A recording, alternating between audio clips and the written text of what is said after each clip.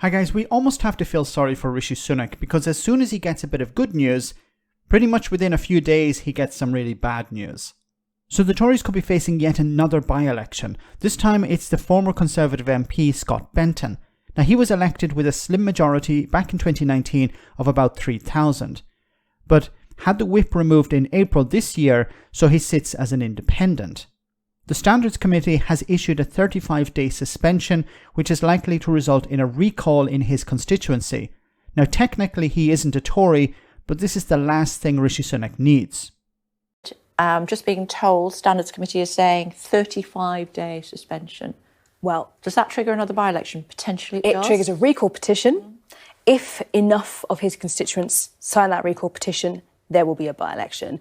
So that we were expecting it to come potentially today. Now we know it has come. 35-day suspension is far above the 10-day threshold. So realistically, it looks like there's going to be another by-election. Can't know for sure until we have that recall petition. But this is also huge because it once again is damaging. What did he do? So he was caught up in a bit of a lobbying scandal. So it was the Times and the Sunday Times did an undercover investigation where he was videoed essentially saying to, they were pretending to be gambling officials, that he could try and kind of, help out. I know the Prime Minister. I can sort this out for you. Tweak some bits and bobs. That's the kind of gist of the story. Got it. And essentially, that is not allowed. No. And therefore, he has been suspended. So now it looks like we're going to see another by-election. We still don't know what's happening as well in another seat in Wellingborough, whether we're going to have a by-election there. But every time this happens and there's another by-election with a Tory MP covered in, scandal sleaze, whatever it might be, it damages the Tory reputation, the Tory brand. Yes, it's not just the Tories. Obviously, Labour have some too, but nonetheless, it's not going to help Rishi Sunak. No, it's not going to help him one bit.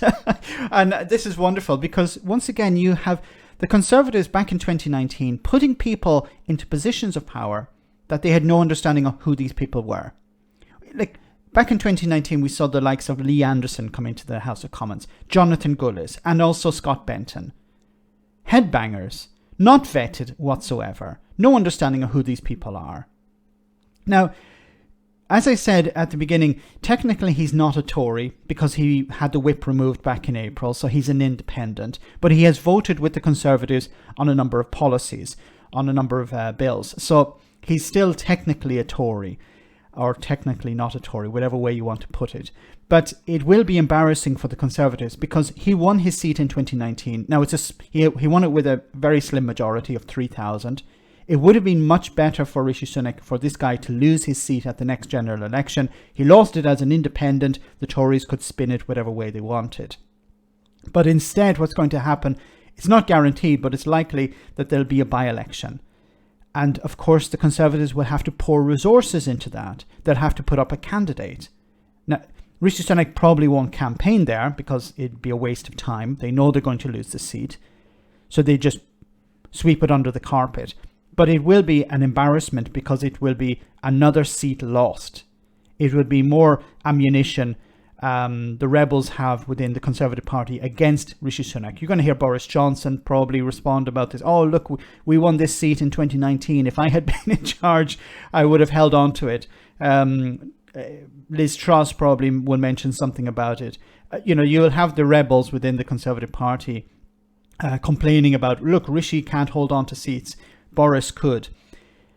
But as I said, he's not technically a Tory, or he is technically a Tory, whatever way you want to put it.